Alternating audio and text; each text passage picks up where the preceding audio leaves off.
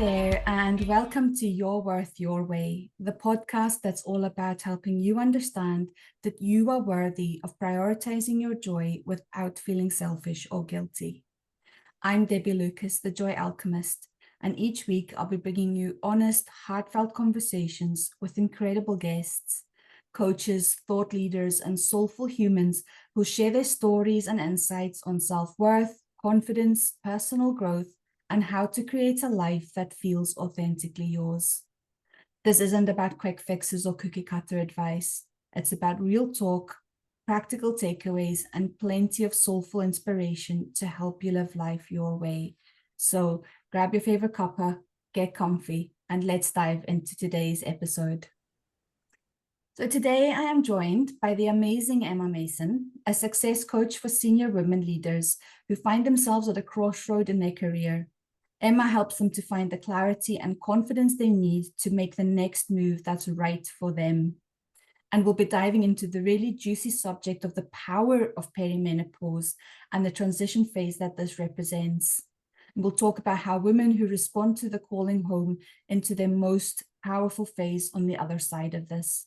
So I'm really excited to get stuck into this with you today, Emma.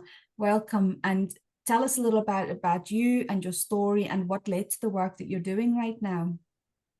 Yeah, amazing. Thank you, Debbie. And thank you so much for having me. It's so lovely to be here with you, even though you're all the way over the other side of the world. It's nice to be able to connect, isn't it, over something like the internet. So yeah, look, just a little bit about me. So like you mentioned, I'm a success coach for senior leaders, having had been a senior leader myself. So I worked in the private industry, and then I ended my career in the public space, so working in government.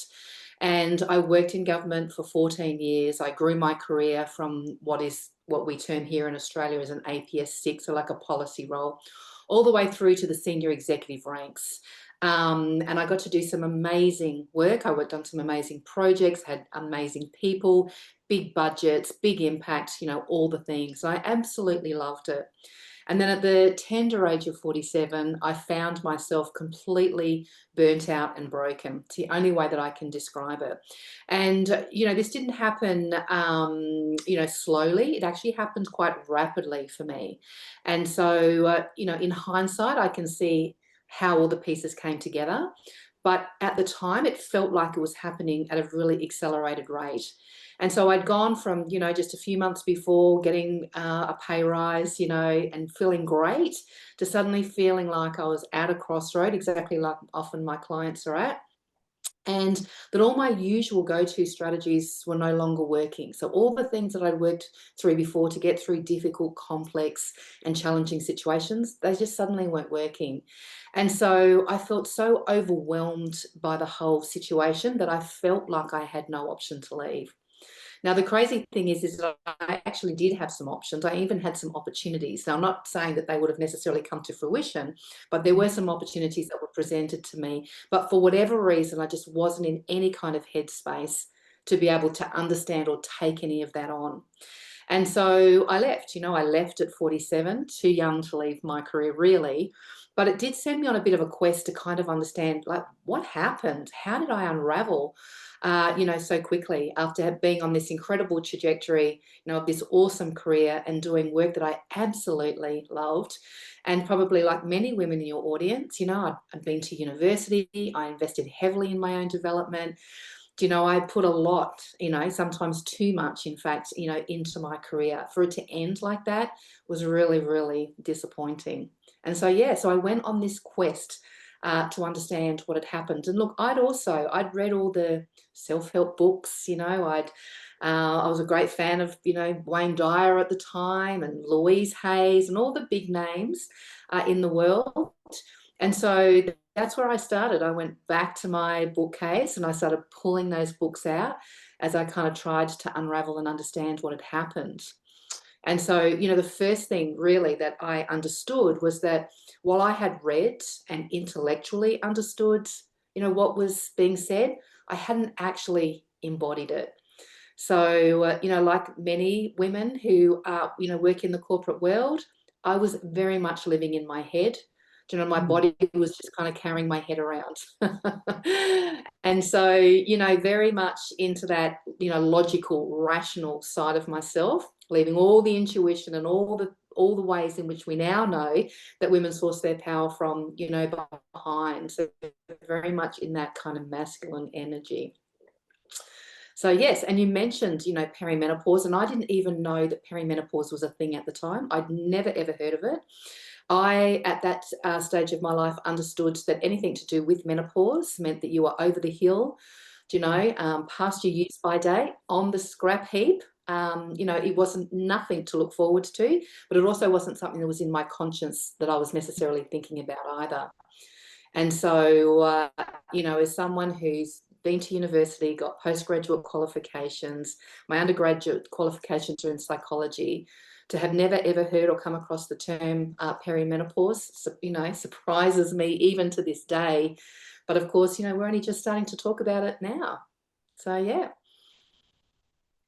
Amazing. And I think, you know, thank you so much for sharing your story. And I think, as you said, it will resonate with so many women who listen to this podcast. And I think, you know, what we were saying before off camera, before we started recording, was, you know, I've heard perimenopause described as kind of like the teenage years, because your brain is kind of going the plasticity of your brain is softening, and so like the neural pathways are forming again. And you mentioned two things, like, you know, you'd been living in your logical, rational brain and living in your mind, and then that kind of all seems to kind of go. And when you were talking about that, it was like that's kind of what happens in the teenage years as well, isn't it? Because like all logic and rationality just goes, and you know the hormones are raging and all the things, and it's like they just really struggle to make sense of it in their heads. But I would probably imagine, I don't know if there's been studies done around this, but I probably imagine like they feel it in their bodies just like we do when we're going through perimenopause as well. And I think that embodiment bit that you spoke about is so important. And you know, like you know, I've got books that I'm probably going to reread for the third or fourth time now, because every time they land differently. You know, and I always believe that, you know, the message that is meant to land will land at the right time. But it's so important to go back to it, because what you pick out of a book that stands out now and what you pick out and stands out in a year's time is going to be so different, because your lens is different, your life experience has been enhanced by whatever has happened in between times. So I really do like that. And you mentioned that, you know, you were at a crossroads in your career, and I think, you know, again, that's something that resonates with a lot of people, especially high achieving women who've kind of, you know, moved through their career, you know, some maybe at a faster pace than others, but that doesn't really matter. But what are some of the signs that a woman might experience that she is at the crossroads of a career, and how can she begin to really kind of feel into what's next for her? Yeah, that's a great question. And I think we all get here, right? I think we all get to a crossroad. For some, that crossroad, we get stuck at the crossroad, which is what I did. I got stuck. And for others, you know, they pass through it with relative ease. But, you know, we're always having to question, what am I doing? You know, what's this all about? You know, what does this mean to me? And so I feel like there's a lot to unpack just in that question. So just to maybe take a step backwards and then, you know, to move in order to move forwards. One of the other things that I learned, that I've come to understand, and that really forms the basis of the work that I do, is this idea that leadership, the construct of leadership that we work and live in and that we witness, you know, everywhere, is very masculine. And so it was never designed for us as women, ever. And so this is part of the reason why we get to this crossroads, why we get those feelings of burnout and asking ourselves, is this actually worth it? Because we've spent a career contorting ourselves to become who we think we need to be in order to be successful. And the reality is that is exhausting. Yeah. You know, and we can only do it for so long before our body starts screaming, you know, I've had enough. And my belief is that perimenopause is all part of this, is part of that kind of, that making us stop and pause, and think about where we are at. The other thing too, of course, is that when we reach these senior levels in our careers, you know, when we have the perfect balance, we've got the experience, we've got the expertise, we've got the authority to make a huge difference, you know, we are then hit by this hormonal highway, or tidal wave, if you like, just at that moment when we're just ready to really step into our power. And again, some women will move through that quite easily and relatively seamlessly, whereas others, that will bring them down. Like me, it absolutely brought me down to my knees. And so when we talk about being at a crossroad, one thing that I did learn, when I was at my crossroad, is that I didn't realize it, but I'd entered that real flight or fight stage. So my whole nervous system was completely shot. And so this is why nothing logical worked for me, because it wasn't actually about logic. My body was in shutdown. My body was, my mind wasn't open to new ideas and possibilities. I was just looking to run as far and as fast as I possibly could. And then what I've also come to learn is that some of that was actually, being triggered by some unresolved emotional trauma. And so, I'd created this persona, I'd created this great success in the work that I was doing, but there came that crunch road, or that crossroad, that crunch point, where those two things were no longer compatible. Where the triggers for the emotional trauma and the false identity and the masculinity that I'd stepped into were just no longer true, and my body was saying, we're not doing this anymore. And this is where I find my clients often end up in a crossroad. Now, for some, it's dramatic, like mine was. For others, it's just this deep-seated feeling of like, is this it? Like, is this actually it? I don't even know that this is what I want anymore. They lose their sense of purpose, because we're so lost in who we actually are. We've strayed so far away from who we are, that there's that real loss of purpose and sense of actually doing something. And then there's some resentment that starts to build around, like, I've given up so much for this, but it's not giving me back anything in return. And then I think, it's kind of sitting right next to that is the fact that many of us, in this current age group, are Gen Xers. And so we are the first generation who've been told we could have it all. We were the ones told we could have the success, we could have the family, we could have the career, we could have the 2 cars, we could have the holiday, we could have it all. And so we went for it, but now we're thinking, I don't think I actually want it all. And so, again, there's that push and pull, right? So there's all the work and all the things that the women have done before us to get us to this point. And then we get there and we're like, yeah, but I don't think that I want it. And so for me, this is when I had that real recognition of, we don't want it because it's masculine and we're not men. And I'm not saying there's anything wrong with men or masculine. There's certainly not. It's just that I work with women. Because, the beautiful thing about us women is when we bring our feminine selves and our feminine power to the table, this is when we create the balance that's needed, in the world right now. And so, too much feminine means, not a lot gets done. The good thing about the masculine is very action oriented and action taking. And so when we bring those two together, this is when we get, the very best outcomes. And so, for me, it's very much about women becoming women, and powerful women, not flowery women. Not that there's anything wrong with flowers, but Yeah. we can still hold our ground. We can still live and work with purpose and passion. We can still be in those senior roles, but we can also be women while we do that as well.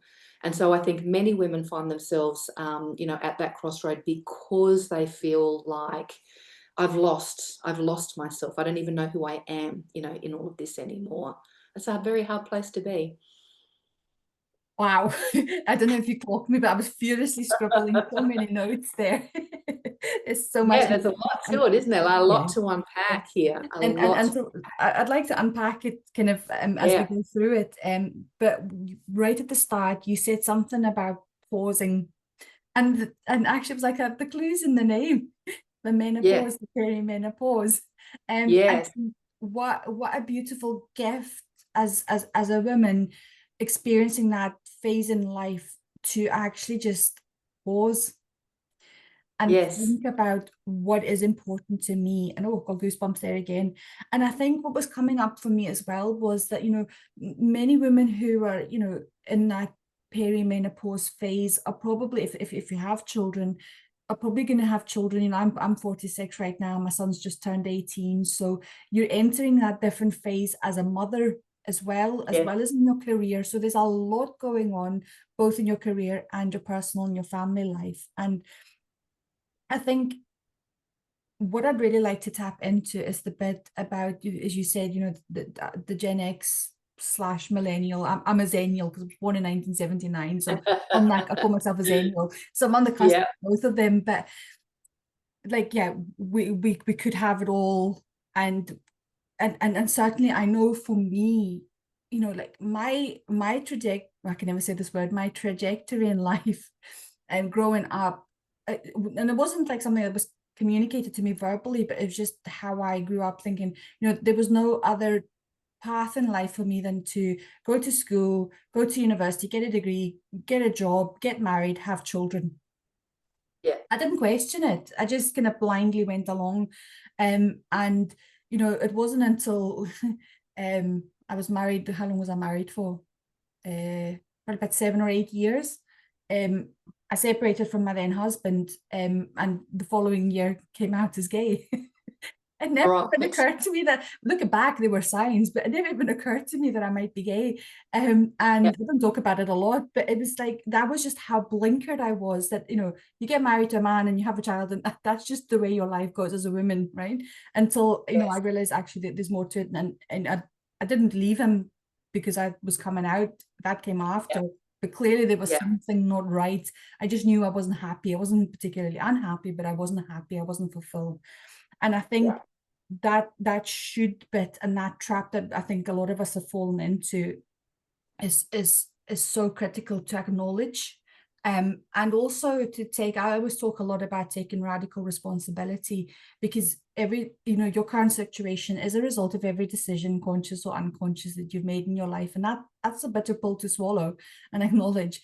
But, you know, I accepted that was my path in life, and I went, you know, and I could say, oh, you know, I wasted my life because I could have had a different life, but actually it made me who I am today. So I appreciate that. And I think, you know, rather than getting caught up in the, you know, what could have been, as you say, bringing that feminine energy back in, standing in our power is so important, and creating that balance. And I like to use the word harmony, because balance feels like it's a constant juggle act, but harmony, because it's a bit more flowy. And I think having both is so important, and it allows you to kind of live your life in a way that gets things done, but allows you also to have that kind of softer flow about things as well.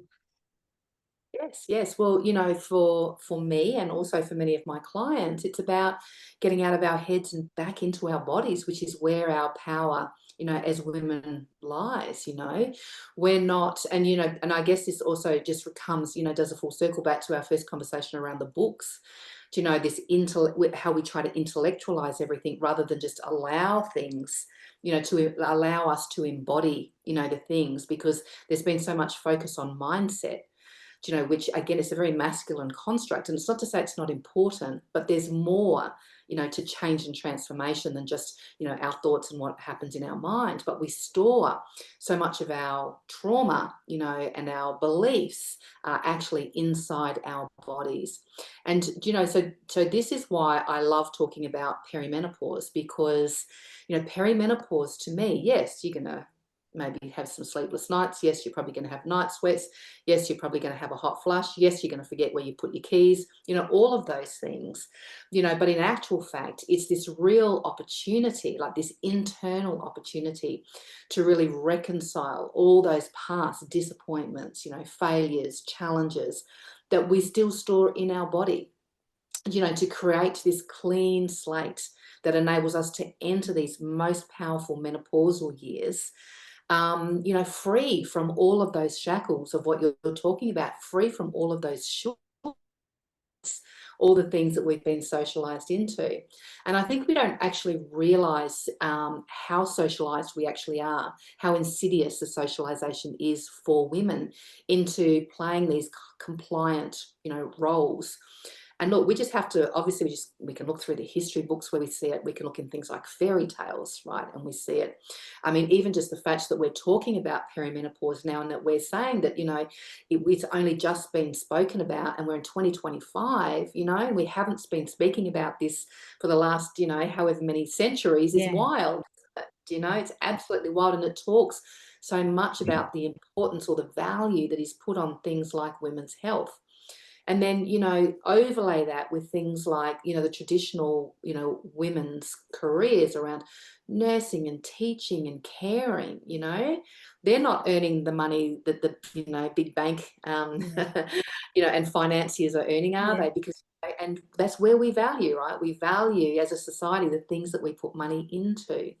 And so it's not that there's something wrong with us or that we've done something wrong. We have just, been born into a world where in every system, there is this discrimination and this lesser than concept of who women are, and what women are, and this social narrative that, impacts us and impacts our choices, just like what you were talking about, what we think we should do in order to fit in, to belong, to do what's expected of us, to be so-called successful. Yeah. And our perimenopause years is when we get to rebel against all of those things and decide, no, I'm not doing this. I'm not doing it for me, and I'm not doing it for my daughters, and I'm not doing it for my granddaughters, etc. Or, for those who are following in my footsteps, I'm going to make a change and do it differently. And we get to do, amazing things, amazing things. Yeah. I love that. And as you were talking there, I was kind of just casting my mind to, women that I know who have, like, as I said before, like embraced that and like totally shift the path in their life. And it is the women who take this kind of like devil may care attitude, and they just live their life in their way. And it's seen as I think people react to that because it's such a visceral shift in how they show up in the world. And I think, I gave up my career. Well, I didn't give up my career. I moved on from my career with a lot of gratitude for how it served me. And I still do consultancy work, so I've kind of got the best of both worlds. But it's not necessarily always about quitting your job and going to live in a yurt somewhere in the forest. It's Yeah. you can still be in your career, and that's about what I love about the work that you do. You can still embrace that and be in your career and make the difference. But fair dues, if you want to quit your job and go and run a pottery barn somewhere or whatever you want to do, that's magical as well. And I think, like you spoke about this earlier, that the corporate world leadership in the traditional sense is very masculine, and it was built for men because that was traditionally the roles that they had. And then we came along as the kind of Gen X Xennial generation, and kind of we were like, no, we're part of this.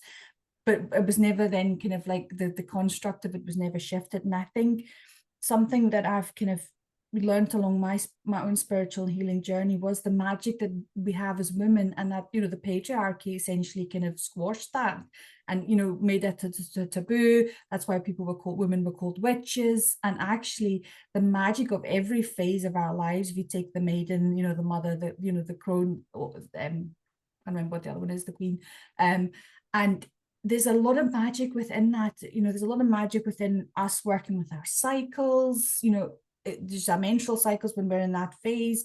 And I think, now that those conversations are happening, and, I mean, I know certainly like in my last workplace, HR was starting to develop menopause policies and being supportive of women and acknowledging the physical challenges that women go through.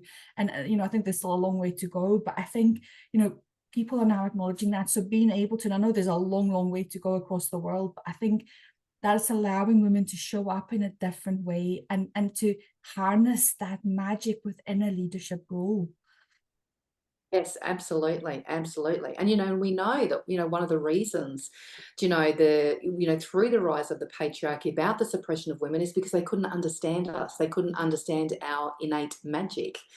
you know? And what I love to tell my clients is that when I work with them is that not that I'm teaching them anything they don't know, I'm just awakening a remembrance in them, because we know this, we all know this deep in our souls and in our DNA. And then when we hear it, we resonate with it. And it's like, oh yeah, I know that. So this isn't anything new. This is stuff, you know, this is stuff that we absolutely already know.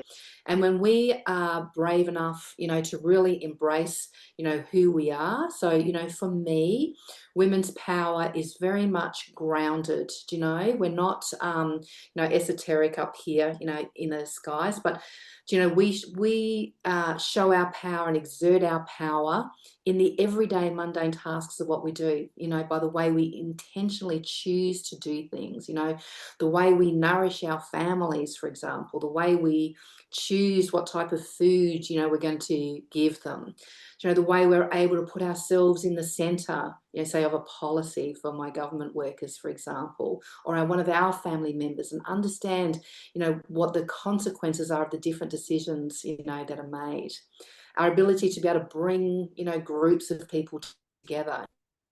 We are excellent at building communities. Our ability to be able to walk into a room and just take a temperature check and just realize, okay, I need to do something here because there's tension in the room, and I know how to, you know, how to deal with that. We do it so easily that we don't recognize it for the actual superpower that it is.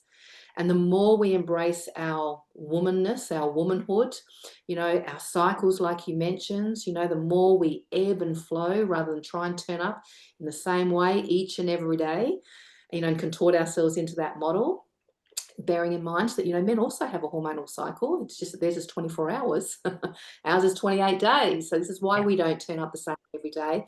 As we go about embracing that, do you know, we just turn the volume up on these powers that we already innately have that come very easily to us. We don't actually have to do anything differently. We just need to come home to ourselves and just remember who we are and where our power lies. I love that coming home to yourself, and it's a term that I see used a lot across social media, and I use it as well, and I try not to now, and I'll tell you why. And you said that, you know, it's like remembering who you are, and I talk about this a lot. I actually put a post out a couple of weeks ago. It's like there is a lot of time in the coaching world, people talk about version 2.0 of you. No, there is no Yeah. versions, and I use the term versions, and I still catch myself using it. It's parts of you. It's parts of you. Yes. There's Evolution. all, it's all making, you know, the whole is a sum of the parts of you, and different parts serve different purposes at different times. But I think it's tapping into that core part of you that's beneath all the layers, all the labels, all the expectations, the responsibilities that we have kind of assumed. Oh, and even if I'm speaking, I can feel the weight of it on my shoulders, you know, and it's about just shedding all of that until that core, who you are before, you know, before the labels, before the expectations and everything. And that's difficult. I still struggle to answer that question to this day. It's a lifelong quest, I think, to really kind of find her again, and keep her at the forefront and shine that light. So, you know, I think that's super important. And I think you know, one of the other things that you were speaking about there around, you know, like, you know, using the superpowers, using our strengths and our energy, and standing in that sovereignty that you spoke about. You didn't use that term, but that's the term that I would use. And just, you know, actually making workplaces a better place, and you know, we can have the both, and we can be the soft, nurturing person who holds the space, but we can also kind of lead with strength, and you know, what's the word, lead with strength, and direction and compassion. And I think that's super, super important. And I think we're starting to see that more and more, aren't we? That, you know, that things like, you know, compassion, nurturing, that it actually is a strength, that there's actually nothing weak about, you know, or quiet about leading, you know, with that. That in actual fact, you know, it takes a lot of strength in order to be able to do that. And, you know, as women, we can do that easily when we just allow ourselves, like you say, just to come, back into I talk about a lot about our hearts, back into our hearts, where all this wisdom, where this wisdom resides. And so, yes, I think, perimenopause invites us back, back into that place and reminds us and allows us to step into, like I say, those most powerful years of our life, because we are one of very few species who live beyond our reproductive years, and of course Mother Nature doesn't do anything by mistake, so there's a very good reason for that. So yes. Amazing. And I love, oh gosh, you used the term that wisdom. I love that you use that term, because that's a term that I use a lot, because I'll always say you're never starting over, you're starting from the wisdom that you gained. And I think, Yes. like when we can start really embracing that and owning that, that's so super, super important. 100%. Yeah. So I'm kind of moving on to closing up the interview. And one of the questions I always ask my guests is around joy. And what's one way that you intentionally create joy in your life? And what advice would you give to someone who's struggling to do that and prioritize their own happiness? Yes, I love this. And I also love that you picked up on the menopause, because my answer Mhm. to this is rest. I spent my whole life not stopping, always feeling there was more to do, that there was no time to sit down, that, there was always something that needed doing. There was something on the to-do list or someone who needed taking care of. And so that's what I do now. I just rest. I sit on my couch and I watch a Netflix movie. I go and hang out in my garden and potter about. And I make lots of time and space in my diary now to be able to do those things. And that is where I find the joy. Hanging out with my little grandchildren, hanging out with my family, patting my cat. Nothing overly exciting, but it took me a long time. It took me a very long time to actually learn how to stop.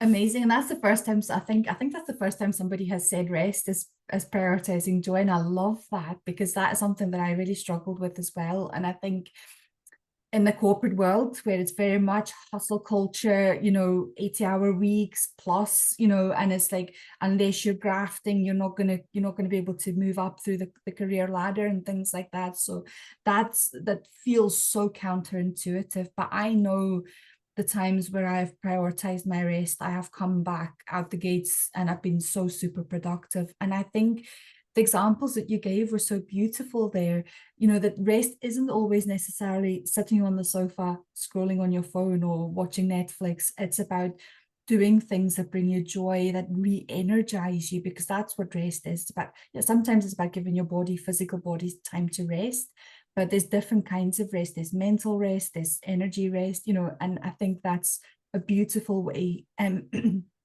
to find joy and stay present in the moment as well, without just kind of like, what's the next thing I need to do. Yes, yeah, absolutely. And feeling like you have to conquer something, right? Yes, yeah. Absolutely.